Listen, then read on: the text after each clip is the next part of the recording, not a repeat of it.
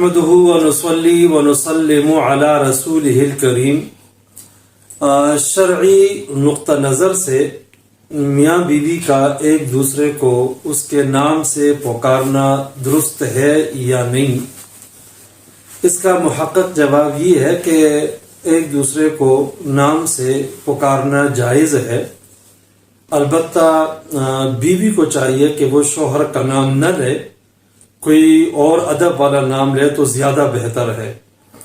ایک تو اس لیے کہ عام طور پر شوہر عمر میں زیادہ ہوتا ہے، دوسرا اس لیے بھی کہ اس کا رتبہ بھی زیادہ ہوتا ہے، اور تیسری وجہ یہ ہے کہ عام معاشرے میں بھی اس کو اچھا نہیں سمجھا جاتا، اس لیے بہتر یہ ہے کہ عورت اپنے شوہر کا نام نہ لے، کسی بھی دوسرے نام سے پکارے۔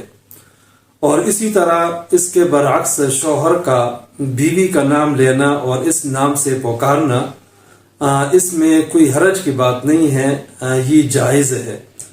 بہت سارے لوگ ہمارے معاشرے میں اس کو معیوب سمجھتے ہیں، اچھا نہیں سمجھتے، لیکن شرعی لحاظ سے اس میں کوئی حرج کی بات نہیں ہے۔